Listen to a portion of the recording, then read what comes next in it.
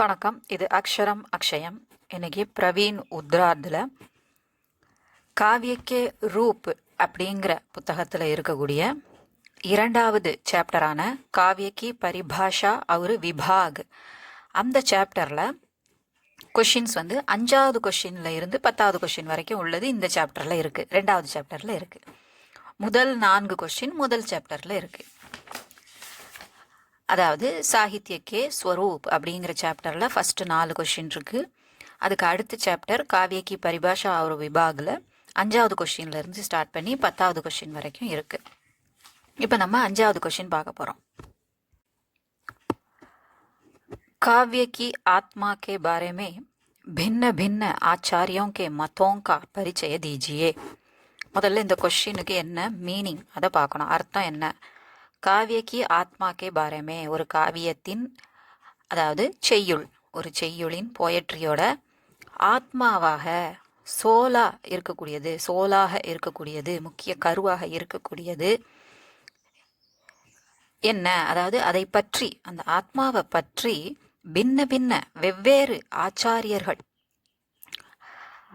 அவங்களுடைய ஆச்சாரியர்களின் கருத்து, அதை பற்றி நமக்கு பரிச்சய தீஜின்னு சொல்லியிருக்கு. நமக்கு ஒரு இன்ட்ரோடக்ஷன் மட்டும் கொடுங்க அப்படின்னு சொல்லியிருக்காங்க. இதை பற்றி பேசணும்னா நிறைய விஷயங்கள் இருக்குது. ரொம்ப ஆழமாக நம்ம டிஸ்கஸ் பண்ணோம் அப்படின்னா இந்த கொஷினை பொறுத்த வரைக்கும் அதை நமக்கு பரிச்சயம் மட்டும், ஒரு இன்ட்ரோடக்ஷன் கொடுங்கன்னு சொல்லியிருக்காங்க. அப்போ சின்ன சின்னதாக அதை பற்றி நம்ம பேசிக்காக தான் நம்ம இந்த கொஷினில் நம்ம தெரிஞ்சுக்க போகிறோம். வாங்க பார்க்கலாம். காவியக்கி ஆத்மா. முதல்ல காவியக்கி ஆத்மானா என்ன, ஒரு காவியத்தின் ஆத்மாவாக இருப்பது என்ன அப்படிங்கிறத நமக்கு இதில் சொல்லியிருக்காங்க. भारतीय समीक्षा क्षेत्र में काव्य की परिभाषा काव्य की आत्मा के विवेचन से संबंधित माना गया है. ஸோ பாரதிய சமீக்ஷா கஷேத்திரமே, நம்மளுடைய பாரதிய இந்திய சமீக்ஷா கஷேத்திர, அனலைஸ் பண்ணக்கூடியவங்க, அதை பற்றி டிஸ்கஸ் பண்ணக்கூடியவங்க, அதை பற்றி கருத்து சொல்லக்கூடியவங்க, ஒரு காவியத்தை பற்றி இது இப்படி இருக்குது அப்படி இருக்குது அப்படின்னு அதை ஆராய்ந்து சொல்லக்கூடியவங்க, அந்த துறையில் காவியக்கி பரிபாஷா, ஒரு காவியம்னா என்ன அப்படின்னு அதுக்கான பரிபாஷா, வரையறை, டெஃபினிஷன், அது எதை பேஸ் பண்ணி செய்கிறாங்க. காவியக்கி ஆத்மாக்கே விவேச்சன்ஸே, ஒரு காவியத்தினுடைய ஆத்மாவாக எது திகழுது அப்படிங்கிற அந்த விவாதம் அதை சார்ந்து தான் அமைந்திருக்கு. அது சம்பந்தமாக தான் இது அமைஞ்சிருக்கு. ஸோ அந்த ஆத்மாவை நம்ம என்ன, ஒரு காவியத்திற்கு ஆத்மாவாக எது திகழுதுன்னு நம்ம டிஸ்கஸ் பண்ணாலே போதும், அந்த காவியம்னா என்னங்கிற பரிபாஷா தானாக முளைச்சிரும். அப்படி ஒரு காவியம்னா என்ன அப்படிங்கிற பரிபாஷா பல கருத்துக்களை சொல்லியிருக்காங்க. இந்தியாவை பொறுத்த வரைக்கும் இந்திய கவிஞர்கள், அறிஞர்கள் சொன்னது, ஆச்சாரியர்கள் சொன்னது. शब्द और अर्थ काव्य के शरीर माने जाते हैं. ஒரு சொல்லும் பொருளும், செய்யுள் எழுதணும், காவியம் படைக்கணும் அப்படின்னா அதுக்கு சொற்கள் தேவை, வாக்கியம் தேவை. ஒரு வாக்கியத்துக்கு சொற்கள் தேவை இல்லையா? அந்த சொல்லும் பொருளுள்ளதாக இருக்கணும். அப்போது ஒரு காவியத்திற்கு சொல்லும் பொருளும் அதனுடைய உடம்பாக திகழ்கிறது. செய்யுளை நம்ம பார்த்த உடனே தெரியக்கூடியது சொல்லு, அதுக்கு அடுத்ததாக தெரியக்கூடியது பொருள். அது புரியாமல் நம்ம ஒரு பொருட்களை சும்மா சொற்களை அடுக்கி வச்சுருந்தோம் அப்படின்னா அதில் பிரயோஜனம் இல்லை, அதை காவியம்னு சொல்ல முடியாது. ஸோ அதிலிருந்து பொருள் விளங்கணும் நமக்கு. அதனால தான் அதை என்ன சொல்லியிருக்காங்க, அது ஒரு ஷரீர், ஒரு உடம்பாக திகழ்கிறது, ஒரு காவியத்தின் உடம்பாக திகழ்கிறது. அந்த உடம்புக்கு ஆத்மாவாக எது இருக்கும், உள்ள நுழைஞ்சி ஆராய்ஞ்சி அதை படித்து இன்னும் மேலும் புரிஞ்சிக்கிறதுக்கு, அதிலிருந்து கிடைக்கக்கூடிய நல்ல விஷயங்களை அறிந்து கொள்வதற்கு எதுதான் தேவை, ஆத்மா தேவை. இப்போ அதை தான் இப்போ சொல்ல போகிறாங்க. சப்த ஒரு அர்த்தக்கா சம்பந்த் பகுத்து கெஹராக, அந்த சொல்லும் பொருளும் ரொம்ப ஆழ்ந்த தொடர்பை கொண்டிருக்கிறது. கெஹரானா ஆழ்ந்த, பகுத்து கெஹரா மிக ஆழ்ந்த சம்பந்த் தொடர்பை கொண்டிருக்கிறது. காவியக்கி ஆத்மாக்கே சம்பந்தமே ஆச்சாரியம் கா மத்பேத் ஹே, காவியத்தினுடைய ஆத்மாவாக எது திகழும் அப்படிங்கிற அந்த விஷயம் சம்பந்தமாக ஆச்சாரியர்களுக்கு இடையில் மத்பேத் கருத்து வேறுபாடுகள் இருக்குது, மாறுபட்ட கருத்துகள் இருக்கின்றன. किसी ने रस को काव्य की आत्मा माना तो किसी ने अलंकार को, किसी ने वक्रोक्ति को, किसी ने रीति को, आदि आदि. ஸோ கிசினே ஒரு சிலர் என்ன சொல்கிறாங்க, ரஸ்ஸு தான் காவியத்தின் ஆத்மா. ரஸ்னா என்னது? நவரசங்கள் இல்லையா? ரஸ், சந்து, அலங்கார் நம்ம படிக்கிறோம், இந்த பிரவீன் உத்ராதுலேயே நம்ம படிப்போம் இல்லையா? ஸோ அந்த ரஸ், நவரசங்கள், அதுதான் ஒரு கவிதைக்கு, ஒரு காவியத்திற்கு, செய்யுளுக்கு ஆத்மாவாக அமையும் அப்படின்னு சிலர் சொல்கிறாங்க. கிசினே சிலர் அலங்கார்க்கோ, ஒரு இதுக்கு அலங்கார் தான் ஒரு செய்யுள் அப்படின்னா அதுக்கு அலங்கார், அது அணிகள், அணி இலக்கணம் நம்ம படிக்கிறோம் இல்லையா தமிழில், அதுதான் அதனுடைய ஆத்மாவாக திகழ்கிறது. இது அவ்வளவும் இந்திய ஆச்சாரியர்கள் சொல்லக்கூடியது. கிசினே வக்ரோக்திக்கோ, சிலர் வக்ரோக்தி அப்படிங்கிறது தான் ஒரு கவிதையின், ஒரு செய்யுளின் ஆத்மாவாக அமையும் சொல்லியிருக்காங்க. வக்ரோக்தினா என்ன? வக்ரு உக்தி, அதாவது நம்ம பார்த்த உடனே அந்த செய்யுளில் என்ன தெரியுதோ அந்த தெரியக்கூடிய அந்த ஒரு பொருளை இன்னொரு பொருளாகவும் நம்மளால் மாற்றி சொல்ல முடியும். ஸோ அந்த ஒரு வாக்கியத்திற்கு 2-3 அர்த்தம் எடுத்து சொல்ல முடியும். அதை தான் வக்ரோக்தின்னு சொல்கிறோம். நம்ம அவன் வக்கரமாக பேசுகிறான் அப்படின்னு அவன் சொல்கிறது ஒன்று, அதில் செய்கிறது ஒன்றா இருக்கும். அவன் மனசில் நினச்சி சொல்கிறது ஒன்றா இருக்கும், நமக்கு புரியறது ஒன்றா இருக்கும். நம்ம கூட அவன் நினச்சி சொல்கிறதுக்கு மாறுபாடாக புரிஞ்சிக்கலாம், அவன் சொல்கிறதையே நேரடியாகவும் புரிஞ்சிக்கலாம். ஸோ அந்த ஒரு வாக்கியம், அதுக்கு பின்னால் நம்ம எடுத்துக்காட்டு பார்ப்போம். ஸோ அதை என்னவா எடுத்துக்கிறாங்க? ஆத்மான்னு சிலர் சொல்கிறாங்க. சிலர் ரீதிக்கோ, ரீதி அப்படின்னா ஒரு செய்யுள்னா என்னெல்லாம் இருக்கணும், அதை அலங்காரப்படுத்தக்கூடியதாக இருக்கணும், அந்த கட்டமைப்பு சொல்லே காதில் கேட்குறதுக்கே இனிமையாக இருக்கணும். இந்த மாதிரி ஒரு செய்யுள்னா தேவையான அனைத்தும் நம்ம பார்த்த உடனே நமக்கு இது செய்யுள் அப்படின்னு அட்ராக்ட் பண்ணக்கூடிய விஷயங்கள்லாம் இருக்கிறது தான் ரீதி அப்படின்னு சொல்கிறாங்க.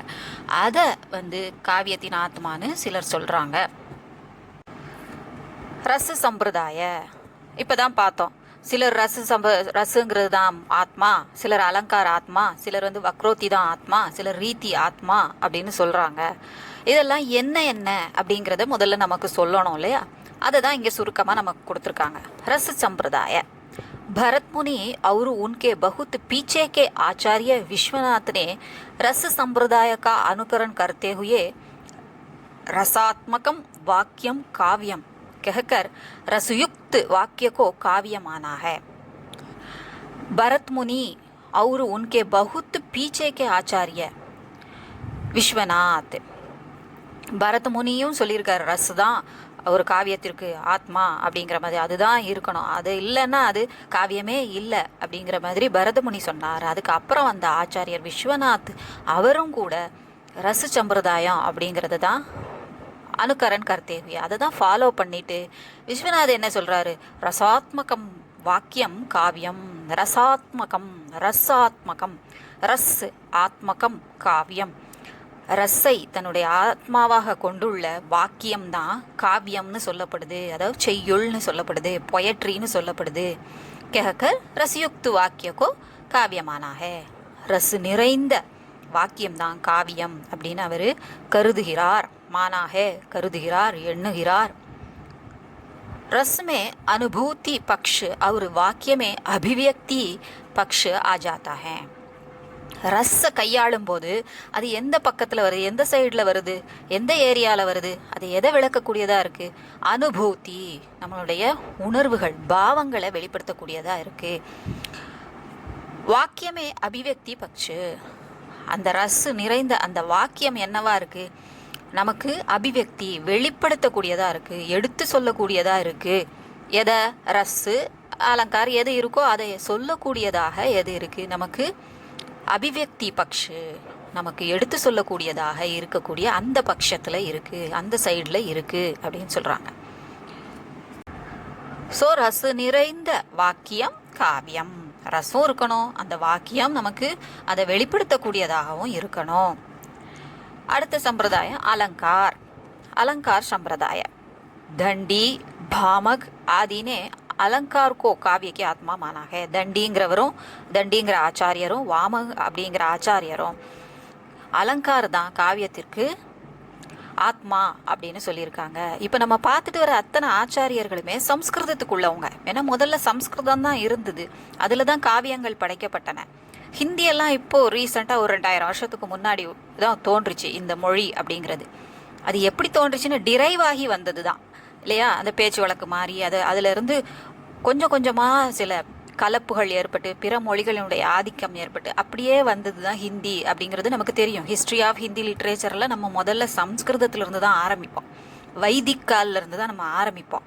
ஸோ இது இவங்க சம்பிரதாயத்தை பற்றி ரசு சம்த அலங்கார் அப்படிங்கிற எல்லாத்தினுடைய டெஃபினிஷன் பேசிக் எல்லாமே சம்ஸ்கிருத லிட்ரேச்சரில் இருக்கக்கூடியது தான். அதை தான் நம்ம ஹிந்திக்கும் ஃபாலோ பண்ணுறோம். அதனால் இங்கே இருக்கிற ஆச்சாரியர்கள் எல்லாருமே கண்டிப்பாக சம்ஸ்கிருத ஆச்சாரியர்களாக தான் இருப்பாங்க. அதனால தான் இதில் சொல்லியிருக்கிற தண்டி வாமக் எல்லாருமே சம்ஸ்கிருத ஆச்சாரியர்கள். ஆச்சாரிய கேசவ்தாஸ் பி இசி சம்பிரதாயக்கே ரஹே. ஆச்சாரிய கேசவ்தாஸ் அப்படிங்கிறவரும் இதே சம்பிரதாயத்தில் தான் இருந்தார். ஸோ சம்ஸ்கிருதத்திலிருந்து ஹிந்தி பக்கம் வந்த அந்த சமயத்தில் இருக்கக்கூடிய சம்ஸ்கிருத ஆச்சாரியர்கள் கூட சில ஹிந்தி இதுகளும் எழுதியிருக்காங்க. பண்டித் ஜெகநாத்னே रमणीयार्थः प्रतिपादकः शब्दः काव्यम कहकर रमणीय अर्थ देने वाले शब्द को काव्य माना. பண்டிட் ஜெகநாத்ங்கிறவர் என்ன சொல்லியிருக்காரு? ரமணீய அர்த், ரமணின்னு இனிமையான அழகான பொருளை தரக்கூடிய அர்த்து, அதை தரக்கூடிய பிரதிபாதக அப்படின்னா நமக்கு அளிக்கக்கூடிய வழங்கக்கூடிய தரக்கூடிய சப்தக சொற்கள் காவியம், அதுதான் காவியம் அப்படின்னு சொல்கிறார். ஸோ ரமணீய அர்த்து தேனேவாலா, இனிமையான பொருளை தரக்கூடிய, அந்த பொருளை வாசிக்கும்போது நமக்கு கேட்கவே இனிமையாக இருக்கணும், நம்ம மனசு மகிழணும், அந்த மாதிரியான பொருளை தரக்கூடிய சப்த தான் நம்ம என்ன சொல்கிறோம்? காவிய அப்படின்னு சொல்கிறோம். அப்படின்னு யார் சொல்கிறா? ஜெகநாத், பண்டித் ராஜ் ஜெகநாத். வெறும் பண்டிதர் மட்டும் இல்லை, பண்டித் ராஜ் அப்படின்னு சொல்கிறாங்க. பண்டிதர்களுக்கும் ராஜனாக திகழ்ந்தவர் ஜெகநாத்.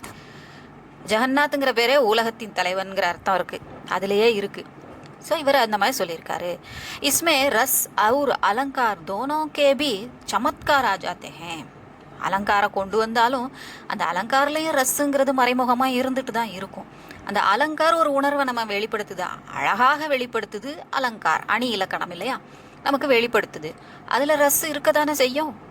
அதை தான் சொல்கிறாங்க. ரெண்டுக்கும் உள்ள அந்த சமத்கார், அதனுடைய சிறப்பு அற்புதம் நமக்கு இங்கே பார்க்க முடியுது. அது வந்து விடுகிறது, இதுக்குள்ள அடங்கி விடுகிறது அப்படின்னு சொல்கிறாங்க. வக்ரோக்தி சம்பிரதாய, வக்ரு உக்தி அதான் வக்ரோக்தி. வக்கிரம் அப்படின்னா இயல்புக்கு மாறான, அதான் வக்ரமாக இருக்கிறது. கிசி விஷய को सीधा न कहकर घुमाव फिराव के साथ सौंदर्य पूर्वक कहना வக்ரோக்தி கஹா ஜாத்தா ஹே. கிசி விஷயக்கோ, எந்த ஒரு விஷயத்தையும், ஏதாவது ஒரு விஷயம் நம்ம சொல்ல போகிறோம் அப்படின்னா சீதா நேரடியாக சொல்லாமல், ந கஹக்கர் சொல்லாமல், குமாவ் பிராக்கே சுற்றி வளைச்சி வேற எங்கேயோ போய் அந்த அர்த்தத்துக்கு வந்து சேர்றது. சௌந்தர்ய பூர்வக்கு சாத் சௌந்தர்ய பூர்வக்ககனா, அப்படி வரதையும் ரொம்ப அழகாக சொல்லணும். வக்ரமாக சொல்கிறோங்கிறதுக்காக அதை எரிச்சல் வர மாதிரி சொல்லாமல், அதை கேட்குறவங்களும் சுற்றி வளைச்சி சொன்னாலும் அதை கேட்குறவங்களுக்கு அது நல்லா இருக்கணும், அழகாக இருக்கணும், இனிமையாக இருக்கணும். அப்படிப்பட்டதை தான் என்ன சொல்கிறாங்க? வக்ரோக்தி கஹா ஜாத்தா ஹை. அவங்களுக்கு கோபம் வராமல் அதை கண்டு தாங்களே சிரிக்கிற மாதிரி வரணும்.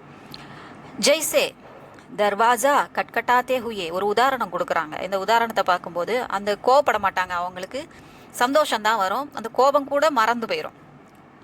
ஹுயே விஷ்ணு சே லக்ஷ்மி சவால் கர்த்தி ஹே. தர்வாஜா கட்கட்டாத்தே ஹுயே விஷ்ணு சே, விஷ்ணு வந்து கதவை தட்டுறாரு, லக்ஷ்மி கேள்வி கேட்குறாளாம். கௌன் ஹே, யாரு அப்படின்னு கேட்குறாங்க. விஷ்ணு ஜவாப் தேத்தே ஹே கணஷ்யாம். விஷ்ணு சொல்கிறாரா, நான் கணஷ்யாம் வந்திருக்கேன் அப்படின்னு. கணஷ்யாம்ங்கிறது விஷ்ணுவை தான் மீன் பண்ணுது, கிருஷ்ணர் அவரை தான் மீன் பண்ணுது. லக்ஷ்மிக்கோ மாலும் ஹே கி விஷ்ணு ஆயே ஹே, அவருக்கு தெரியுது, அந்த லக்ஷ்மிக்கு தெரியுது, அந்த குரலை வச்சே கண்டுபிடிச்சிருவாங்க இல்லையா. அப்போ விஷ்ணு வந்திருக்காருன்னு தெரியுது. இருந்தாலும் விளையாட்டாக என்ன சொல்கிறாங்க? பர் கணஷ்யாம், நான் விஷ்ணு வந்திருக்கேன்னு சொல்லாமல் அவர் கணஷ்யாம் வந்திருக்கேன்னு சொல்கிறாரு. அப்போ அதை வச்சு விளையாடுறாங்க. கணஷ்யாம்ங்கிறதுக்கு இன்னொரு அர்த்தம் இருக்கும் இல்லையா. கணஷ்யாம் சப்து சே நிக்கல்னே வாலே காலா பாதல். கனு அப்படின்னா அடர்த்தியானன்னு ஒரு அர்த்தம் இருக்குது. கணஷ்யாம் அப்படிங்கிற அந்த கனுங்கிறது அடர்த்தின்னு ஒரு அர்த்தம் இருக்குது, மேகம்ங்கிற ஒரு அர்த்தமும் இருக்குது. ஸோ ஷியாம்னா கருப்பு. ஸோ காலாபாதல் கரிய மேகம்ங்கிற ஒரு அர்த்தம் வருது. அந்த அர்த்தத்தை எடுத்துக்கிட்டு அவங்க என்ன சொல்கிறாங்க? லேக்கர் அர்த்துக்கோ லேக்கர் ஜவாப் தேத்தி ஹே, பதில் சொல்கிறாங்க. கஹி ஜாக்கர் பர்சோ, எங்கேயாவது போய் பெய்யி, இங்கே எதுக்கு வர? பெய்யினா பொழி, மழையாக பொழி, இங்கே எதுக்கு வர? கரிய மேகம் இங்கே எதுக்கு வருது? மழை பொழிய வேண்டிய இடத்துக்குள்ள போகணும், வேற எங்கேயாவது போ அப்படின்னு அவங்க சொல்லி கிண்டல் பண்ணுறாங்க. யஹா வக்ரோக்தி ஹே, இந்த இடத்துல தான் அந்த வக்ரோக்தி இருக்குது. ஸோ அவர் நான் வந்திருக்கேன் அப்படிங்கிறது ரொம்ப நேரடியாக சொல்கிறாரு. பட் அதுலேருந்து அவங்க சுற்றி வளைச்சி அர்த்தம் எடுத்து நீ வராத போ அப்படின்னு வேற அர்த்தத்தில் அந்த பேரை எடுத்துட்டு சொல்கிறாங்க. இதான் வக்ர உக்தி. ஒருத்தர் சொன்னதை வேற மாதிரி திருச்சி மாற்றி சொல்லிக்கிறது தான் என்னது वक्रोक्ति।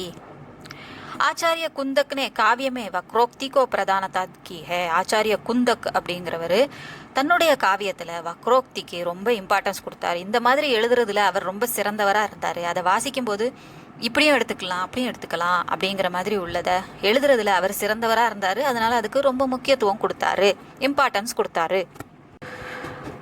ரீதி சம்பிரதாய அப்போவே பார்த்தோம். ரீதி சம்பிரதாயம்னா ஒரு செய்யுளுக்கு தேவையான எல்லா விஷயங்களும் அடங்கி இருக்கக்கூடியது ரீதி தான். அது என்னென்ன தேவையான விஷயங்கள்? மாதுரிய, இனிமை, அழகு,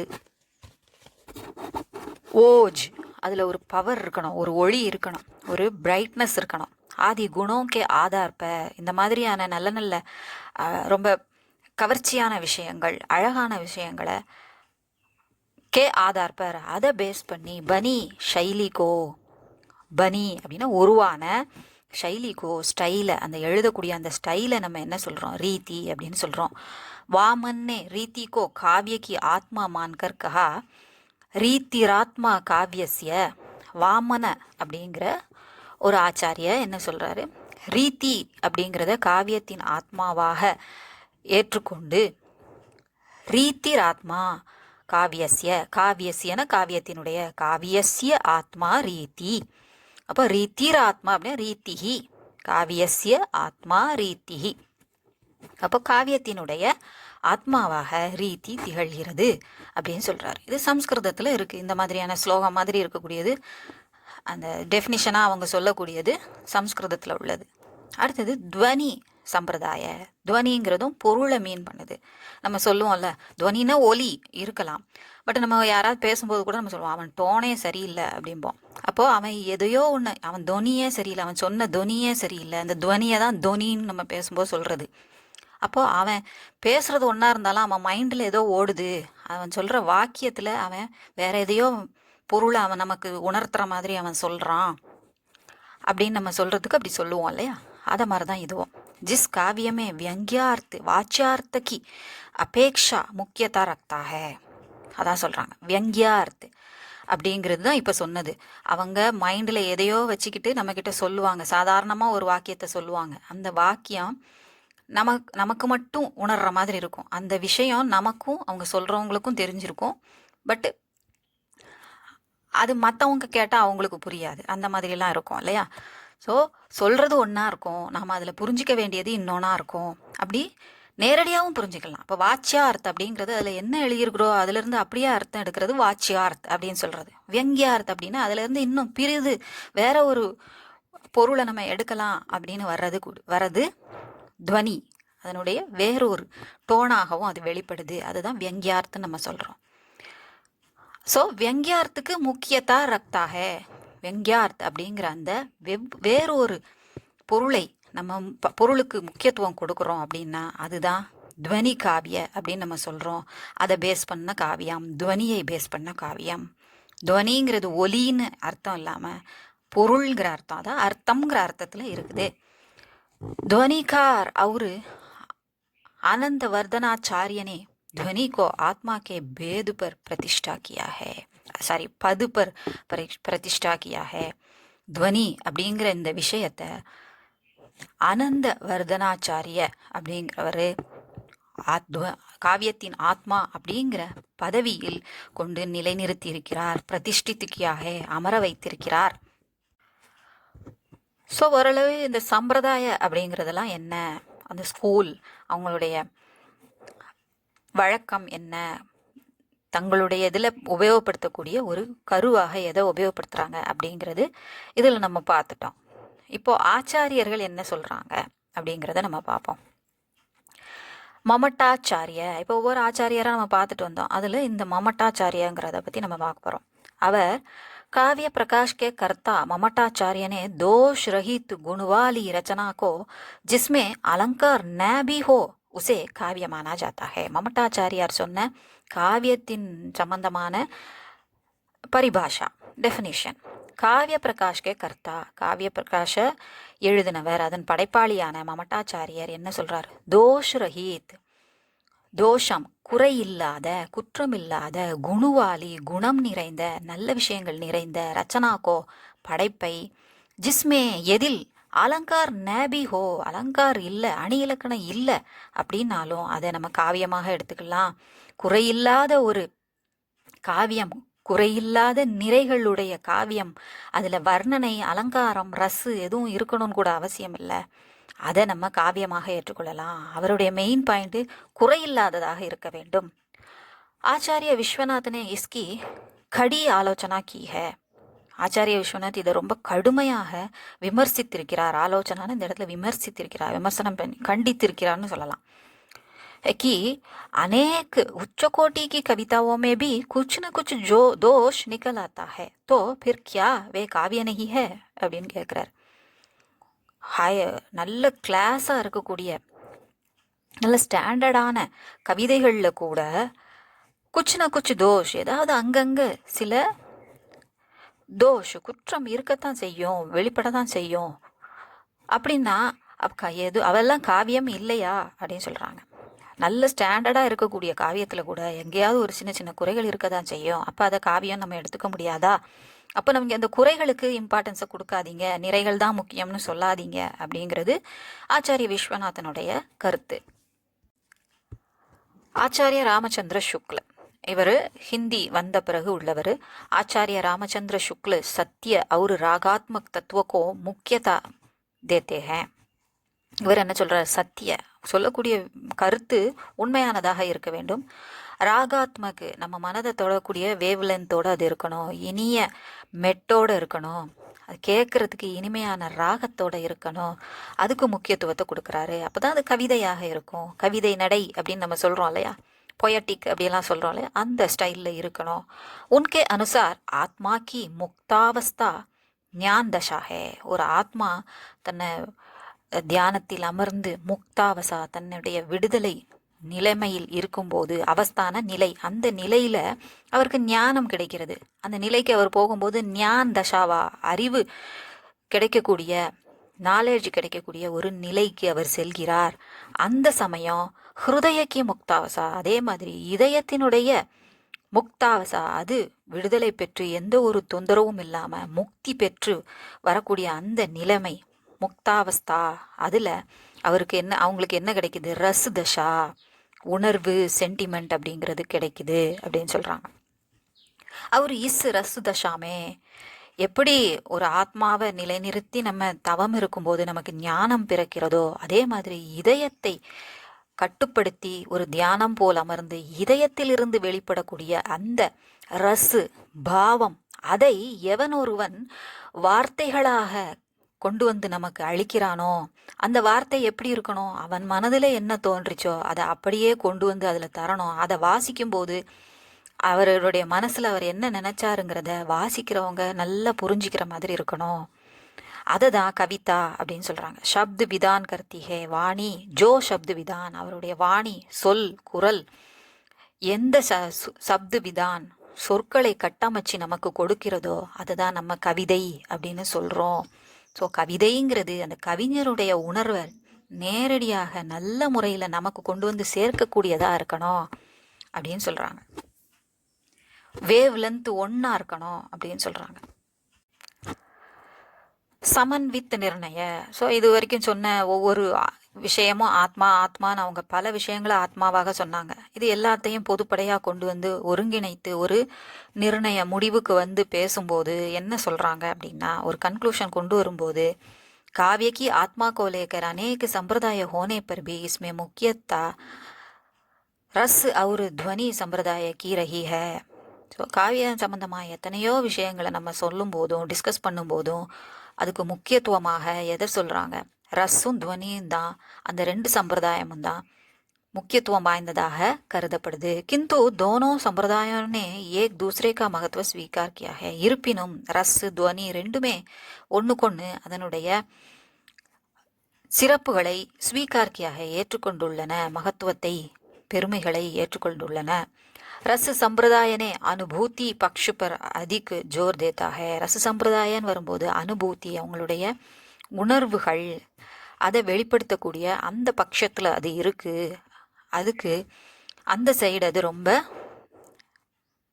வலியுறுத்தி சொல்லுது. ஜோர்தியாகன வலியுறுத்தி சொல்லுது, அதிகமாக வலியுறுத்துது.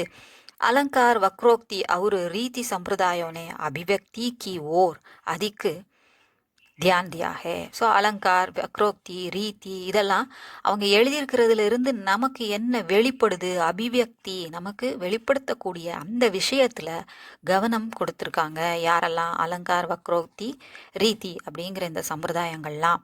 ரசம், துவனியும் நமக்கு எந்த பாவத்தை நமக்கு சொல்லுதுங்கிறதுல முக்கியத்துவம் கொடுத்துருக்காங்க. இவங்க அதில் இருந்து அபிவியக்தி வெளிப்படுறது, அந்த ரசோ அலங்காரோ எதுவாக இருந்தாலும் சரி, அது நம்ம எப்படி வெளிப்படுத்துகிறோம் அப்படிங்கிறதுல முக்கியத்துவம் கொடுத்துருக்காங்க. अनुभूति के बिना कविता निस्सार और अभिव्यक्ति के बिना वह आकर्षण हीन हो जाती है. அனுபூதி, உணர்வுகள் இல்லாமல் ஒரு கவிதை நிஸ்சார், கொஞ்சம் கூட நிஸ்சார்னா இன்ட்ரெஸ்ட் இல்லாமல் போயிடும்.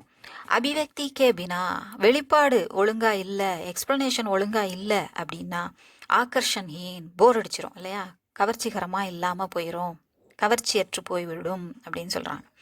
इस प्रकार कविता के लिए ये सभी तत्व आवश्यक हैं. அதனால் எனவே இவ்வாறு ஒரு கவிதைக்கு எல்லா தத்துவங்களும் தேவை. எங்கெங்கே தேவைப்படுதோ எல்லாத்தையும் அங்கங்கே உபயோகப்படுத்திக்கணும் அப்படிங்கிறத சொல்கிறாங்க. फिर भी अधिकांश आचार्यों ने रस को काव्य की आत्मा माना है. இருப்பினும் அதிகபட்சமான அதிக எண்ணிக்கையிலான ஆச்சாரியர்கள் ரஸ் அப்படிங்கிற தத்துவத்தை தான் காவியத்தின் ஆத்மாவாக கருதுகிறார்கள், ஏற்றுக்கொண்டுள்ளார்கள். இதுவரைக்கும் பார்த்தது அவ்வளவும் நம்ம இந்திய பாரதிய ஆச்சாரியர்கள் சொன்ன கருத்துக்கள் காவியத்தை பற்றி. பாশ্চাத்ய ஆச்சாரிய, பஷ்சிம் அப்படின்னா வெஸ்ட், மேற்கு அப்படின்னு அர்த்தம். பாশ্চাத்ய மேற்கத்திய, வெஸ்டர்ன் அப்படின்னு அர்த்தம். அங்கே இருக்கக்கூடிய ஆச்சாரியர்கள் என்ன சொல்கிறாங்க? பாশ্চাத்ய ஆச்சாரியோனே காவியமே 4 தத்துவம் கோ பிரதான் மானா ஹே. ஒரு காவியத்திற்கு 4 தத்துவங்கள், எலிமெண்ட்ஸ் ரொம்ப முக்கியம் அப்படின்னு சொல்லியிருக்காங்க. பாவ் தத்துவ, சென்டிமெண்ட், உணர்வு பூர்வமான தத்துவங்கள். கல்பனா தத்துவ, ஃபேண்டசி அப்படின்னு சொல்லுவோம். இது வெஸ்டர்ன்ங்கிறதுனால அந்த இங்கிலீஷ் வேர்டையும் சொல்கிறோம். ஃபேண்டசி. புத்தி தத்துவ அப்படின்னா இன்டெலிஜென்ஸ் இருக்கணும், சும்மா அது அறிவுபூர்வமானதாக இருக்கணும், சும்மா இருக்கக்கூடாது, அதனால ஒரு பிரயோஜனம் இல்லாமல் கூடாது அப்படின்னு சொல்கிறாங்க. ஷைலி தத்துவ, ஸ்டைல், எந்த ஸ்டைலில் அவங்க எழுதுறாங்க அப்படிங்கிறது. கிசினே ஏக் தத்துவ கோ பிரதானதா दी है तो किसी ने दूसरे को और किसी ने समन्वय को काम लिया है. சிலர் ஏதாவது ஒரு தத்துவத்துக்கு பிரதானதா இம்பார்ட்டன்ஸ் கொடுக்குறாங்க அப்படின்னா, சிலர் கிசினே தூசரேக்கோ அவரு கிசினே சமன்வய, சிலர் இன்னொன்று, ஒருத்தர் ஒரு இதை சொன்னாங்கன்னா ஒரு இதுக்கு முக்கியத்துவம் கொடுத்தாங்கன்னா இன்னொருத்தங்க இன்னொரு இதுக்கு முக்கியத்துவம் கொடுக்குறாங்க. சிலர் எல்லாத்தையுமே சமன்வய, எல்லாத்தையும் மிக்சடாக என்ன செய்கிறாங்க, உபயோகப்படுத்துகிறாங்க. காம்லியாகனா உபயோகப்படுத்தியிருக்கிறார்கள். உன்கே கதானுசார் காவியமே சத்திய और प्रसन्नता का सम्मिश्रण अपेक्षित है. அவங்கள பொறுத்த வரைக்கும், அதாவது பாশ্চাத்ய ஆச்சாரியர்கள் பொதுவாக என்ன சொல்ல வராங்க, கதானுசார், அவங்க சொற்படி என்ன, அவங்களுடைய வேர்ட்ஸில் என்ன நம்ம தெரிஞ்சுக்கிறோம் அப்படின்னா, காவியமே, ஒரு காவியத்தில் சத்திய, உண்மை இருக்கணும். அது சொல்லக்கூடியது சம்மந்தமில்லாத ஒன்றா இருக்கக்கூடாது, உண்மையாக இருக்கணும். அவர் பிரசன்னத்தா, நமக்கு மகிழ்ச்சியையும் திருப்தியையும் அளிக்கக்கூடியதாக இருக்கணும். இது ரெண்டும் கலந்ததாக, சம்மிஸ்ரன், நம்பக்கூடியதாகவும் இருக்கணும், அவங்கள திருப்திப்படுத்தக்கூடியதாகவும் இருக்கணும். சம்மிஸ்ரன் கலவையாக இருக்க வேண்டும். அபேட்சித்துக, இவை இரண்டின் கலவையாக இருக்க வேண்டியதாக எதிர்பார்ப்பு இருக்கிறது, அதை எதிர்பார்க்கிறோம் அப்படின்னு சொல்கிறாங்க. ஸோ இதுதான் இந்த கொஷின். இதில் எல்லாமே சுருக்கமாக கொடுத்துருக்கு, இருந்தாலும் நமக்கு புரியணுங்கிறதுக்காக சில இது கொஞ்சம் விளக்கமாக சொல்லியிருக்கோம். அது போர் அடிக்கிறதா ஃபீல் பண்ண வேண்டாம். அப்போ தான் இது நம்ம படிக்கும்போது புரியும், இல்லைன்னா எது என்னன்னு தெரியாமல் நம்ம படிக்க முடியாது இல்லையா. ஸோ கொஞ்சம் இது லென்த்தியாக தான் இருக்கும், பட் கொஞ்சம் பொறுமையாக இதை கேட்டிங்கன்னா உங்களுக்கு புரியும். பட் எழுதுறது ஈஸி தான், எக்ஸாமில் எழுதுறதுக்கு இது ஈஸியாக தான் இருக்கும். உங்களுக்கு யூஸ்ஃபுல்லாக இருந்திருக்கும்னு நினைக்கிறேன். பிடிச்சிருந்தா லைக் பண்ணுங்கள், ஷேர் பண்ணுங்கள், சப்ஸ்கிரைப் பண்ணுங்கள். சப்ஸ்கிரைப் பண்ண எல்லாருக்கும் நன்றி. நன்றி, வணக்கம், தன்யவாத்.